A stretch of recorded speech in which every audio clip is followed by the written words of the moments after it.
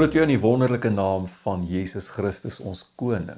Praat met jou vandag oor moegheid en krag.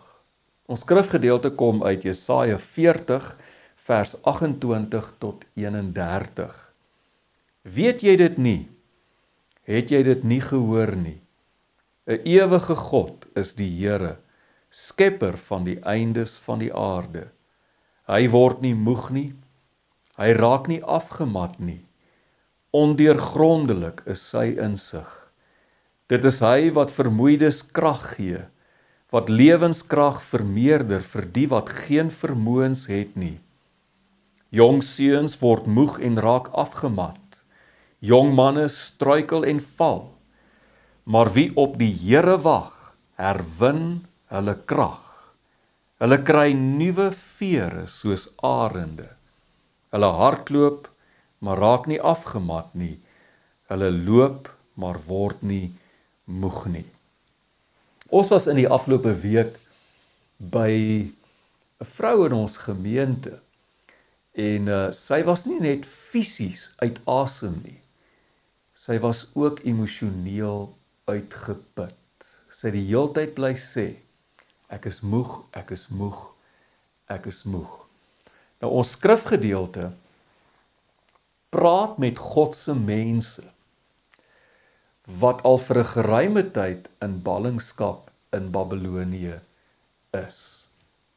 Dis iewers tussen die opkoms van koning Kores van Persië in 550 voor Christus en die val van die Babeloniese ryk in 539 voor Christus. En nadat die Israeliete vir dekades al, etlike dekades al, ballinge is, in ballingskap is, in 'n vreemde land, kan jy maar net dink hoe hulle moet voel, en al die vrae wat hulle het. Vrae soos, gee die Here vir ons om? Het die Here van ons vergeet? Is die Babeloniërs se God, Marduk, nie dalk sterker as ons God? Jahwe nie, want dit lyk nie asof die Here, ons God, ons uit die greep van hierdie mens en hulle God kan red nie. Die kern hier is 'n gevoel van hopeloosheid, 'n gevoel van hopeloosheid.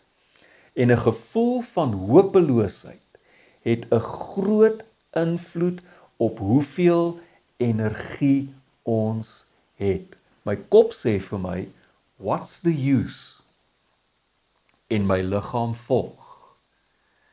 En uiteindelik is ek nie net emosioneel, geestelik gedreineer nie, ek is ook fisies moeg, fisies uitgeput. Navorsing wys dat 'n gevoel van hopeloosheid, streshormone soos kortisol in ons liggame laat styg. En in plaas daarvan om vir ons energie te gee, voel jy moeg. Jy kan nie aan die gang kom nie.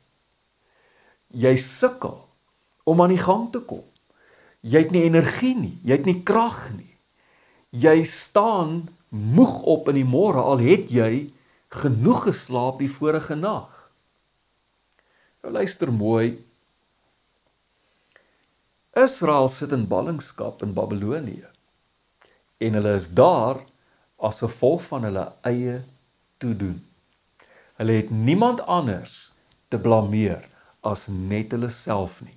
Hoekom sê ek dit? Want die profete het gekom en gegaan. En die profete het oor en oor en oor gewaarsku. Keer met julle hele hart terug na die Here, na Jahwe, na God toe. En in plaas daarvan om te luister, het hulle God eerder uitgetart, deur aan te hou en aan te hou en aan te hou met onreg, met bedrog en met afgodediens. Die Here ons God is 'n jaloerse God. Net soos wat 'n man jaloers is op die vrou met wie hy getroud is. Jy gaan nie jou vrou deel met enige ander man nie. Net so is God jaloers op sy volk Israel. Hy's jaloers op sy kerk.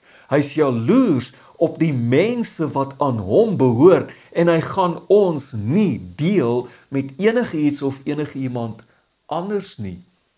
Nou ek besef dat ons nie vandag meer afgode maak soos wat hulle dit in die Bybelse tyd gedoen het nie.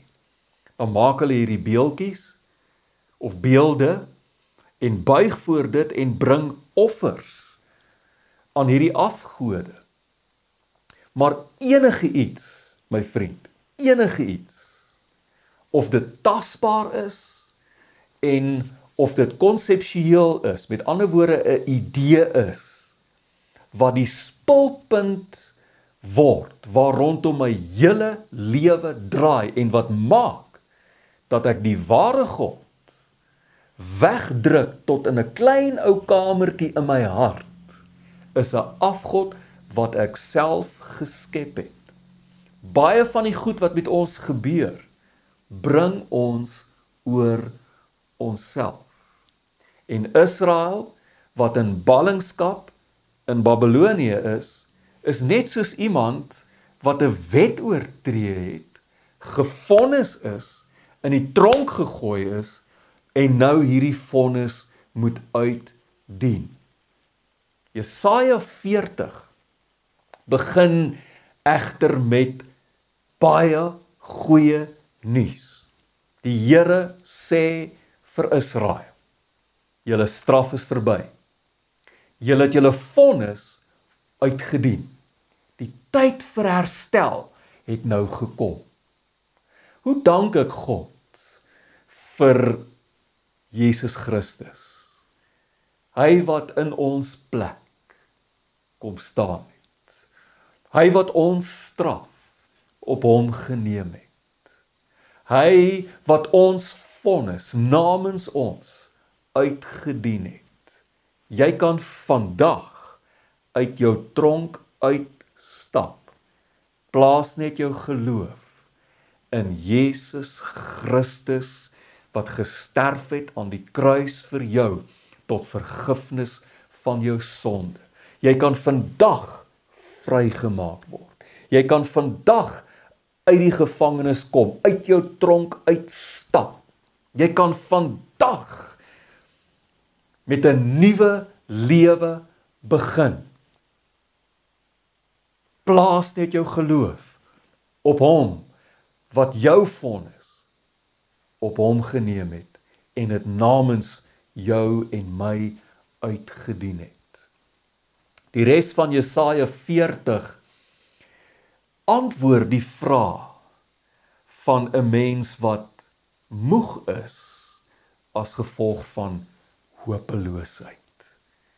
Daardie hopeloosheid wat vra, Here, gee U nog vir my om? Het U van my vergeet? Kan U my help? Het U die vermoë om my te help? En die hele Jesaja 40 herinner Israel en herinner jou en my aan wie God is. Jesaja 40 vers 8 sê dat die Here is nie soos gras wat verdor. Of ten minste hy sê, die mens is soos gras wat verdor, soos 'n blom wat verwelk. Maar God se woord hou stand tot in ewigheid. Met ander woorde, God is nie soos ons nie. Hy is nie soos 'n mens nie. 'n Mens is soos gras. Op die oomblik, dis somer, is die gras pragtig mooi groen, oral rondom ons. Geen net nou so 2 of 3 maande kans, dan sien jy hoe begin die gras verdor. Ek is verstom oor hoe pragtig die blomme is wat soms in ons tuin opkom hier in die somer. En hier is die pragtigste wit blomme wat opkom. En dit lyk so mooi, maar gee dit 2 of 3 weke kans. En dan sien jy hoe begin die blomme verlep. Die mens is soos 'n blom wat verlep. Die mens is soos gras wat verdor. Maar God is nie so nie. Sy woord is nie so nie. Sy beloftes is nie so nie. Sy beloftes hou stand tot in ewigheid. Sy woord hou stand tot in alle ewigheid. Daar's 'n liedjie wat ons gesing het vroeër jare. Thy loving kindness is better than life. It is new every morning. New every morning. Nee, God se goedertierenheid, God se liefde, sy goedheid en sy barmhartigheid, sy liefdevolle trou is nie soos 'n blom wat verwelk nie. Dit is nie soos gras wat verdor nie. Nee, elke môre is dit vars en nuut en dit hou stand tot in alle ewigheid. Jesaja 40 vers 10 en 11 vergelyk God met 'n herder koning. 'n herder koning, 'n herder wat spreek van sorg, koning wat spreek van mag en gesag. En wat veral opmerklik is in hierdie 2 verse is die gebruik van die term God se arm. Die arm van God, waarmee hy met mag en gesag heers, is dieselfde arm waarmee hy ons soos skape teen sy bors dra. Soos lammertjies teen sy bors dra. Jesaja 40 vers 12 tot 26 praat van God se grootheid en van sy almag, sy grootheid en van sy almag. En in daardie tyd, in die Bybelse tyd, het hulle 'n hele bokvel gevat of 'n hele skaapvel gevat en dan 'n leersak daarvan gemaak en water in dit gegooi. En let asseblief op, ons skrifgedeelte praat nie van 'n nasie nie, hy praat van nasies in die meervoud. Nasies is vir God, maar net soos 1 druppeltjie. 1 druppeltjie water in so 'n leersak vol water. As jy vandag instap by 'n Food Lovers of by Pick n Pay of by Checkers en jy kom by hulle groente en vrugte afdeling of by die till by Food Lovers, het hulle 'n skaal waarop groente en vrugte geweeg kan word. In die Bybelse tyd het die handelaars ook van skale gebruik gemaak. En hulle het voordat hulle iets weeg, het hulle die laagie stof op die skaal afgeblaas. En die Here sê vir Israel dat hierdie volk wat so magtig is in julle oë en hulle God wat hulle dien, Marduk, is maar net soos 'n laagie stof wat ek van my skaal afblaas. Hulle het nie eers genoeg gewig om geweeg te word op my skaal nie. En jy moet onthou dat die Babiloniërs was die wêreldmag van daardie tyd gewees, die magtigste nasie in daardie tyd gewees. En die Israeliete was in die greep gewees van hierdie magtige nasie. Die ekwivalent daarvan vandag is Amerika, die Verenigde State van Amerika. So dink net aan hierdie magtige nasie en die Here sê, hierdie nasie en die gode wat hulle dien, is maar net soos 'n laagie stof wat ek van my skaal af blaas. Jesaja 40 vers 26 en 27 praat van God as die skepper. En ek lees dit net vir jou. Hy sê, kyk boontoe en sien. Wanneer laas het jy uitgestap en net opgekyk in die sterrehemel bokant jou? Hy sê, kyk boontoe en sien, wie het hierdie dinge geskep? 'n ewige God is die Here, skepper van die eindes van die aarde. Nee, Israel, ek is nie net julle God nie. Ek is nie maar net, I'm not only a tribal God, een van die baie gode nie. Nee.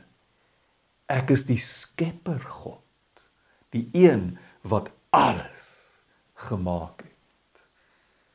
Jesaja 40 vers 13 en 14 sê dat die Here niemand se hulp nodig het nie.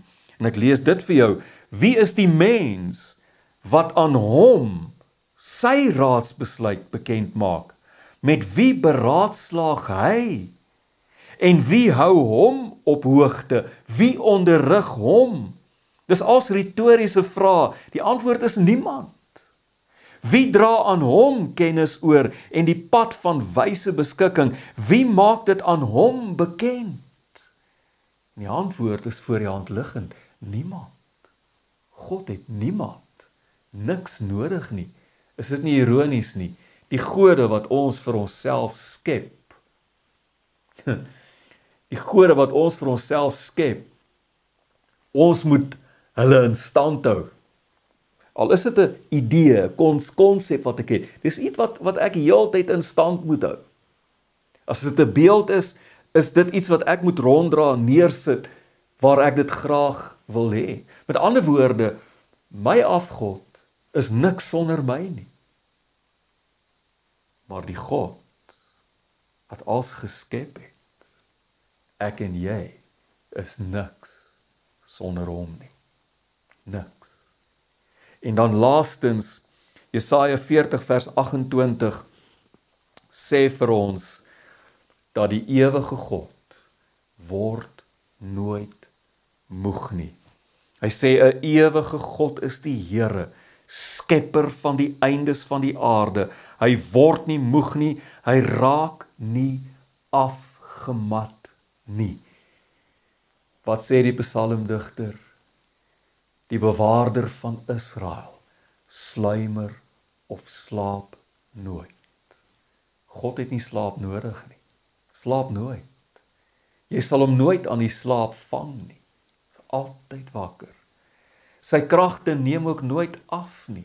Daar's nie tye wanneer hy swakker is as ander tye nie. Hy bly die Almagtige.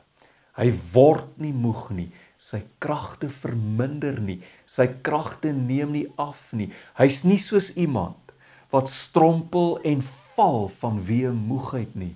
Ons almal het al gesien die Comrades atlete nadat hulle amper 100 kilometers afgedraf het en hulle kom by die wenstreep, hoe dat hulle van moegheid as ware, nie as ware nie, werklik in baie gevalle vanweë moegheid oor die wenstreep val en partykeer oor die wenstreep kruip.